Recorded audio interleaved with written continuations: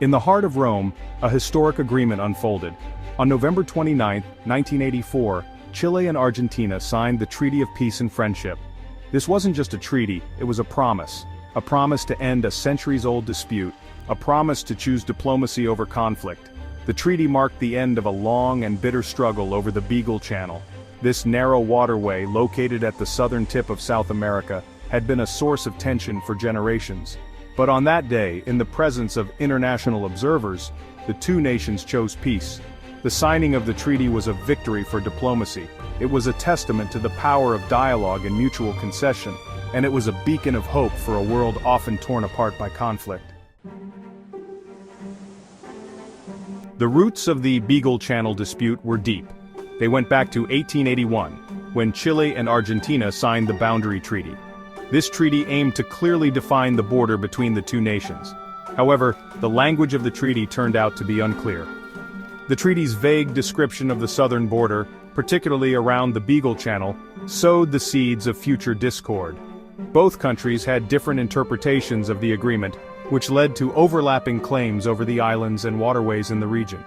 Despite the disagreements, both Chile and Argentina remained committed to finding a peaceful solution. For decades, they engaged in negotiations, seeking a compromise that would satisfy both sides. However, reaching a mutually acceptable agreement proved to be a formidable challenge. As the years passed, tensions over the Beagle Channel continued to simmer. Diplomatic efforts stalled, and the dispute threatened to boil over. By the 1970s, the situation had reached a breaking point. Both countries began to increase their military presence in the region. In 1971, seeking a resolution, Chile and Argentina signed the SALTA Agreement. This agreement required that the dispute be settled through international arbitration. The two countries agreed to submit their cases to a panel of international judges. The decision to seek international arbitration was a significant step. It demonstrated a willingness to resolve the dispute peacefully, even as tensions remained high. However, the arbitration process would prove to be just the beginning of a new chapter in the conflict. In 1977, after years of deliberation, the International Tribunal issued its ruling. The five-judge panel, made up of legal experts from different parts of the world, largely sided with Chile.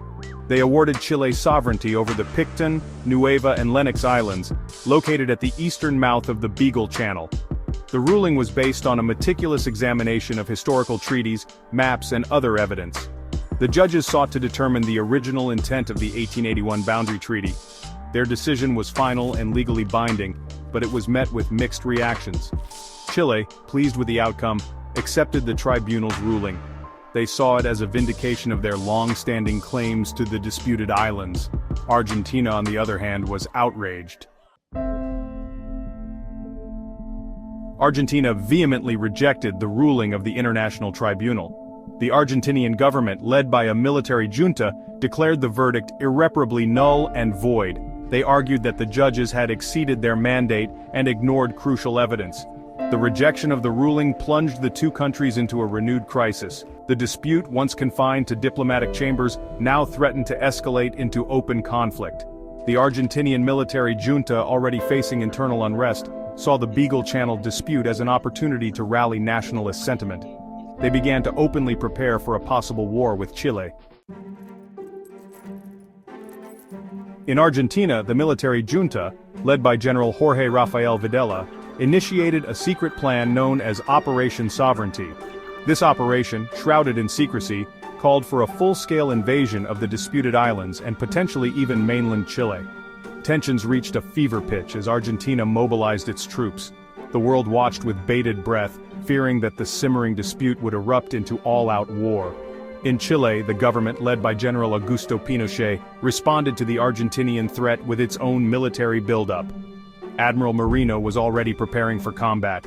The Chilean armed forces prepared to defend their territory, determined to resist any aggression.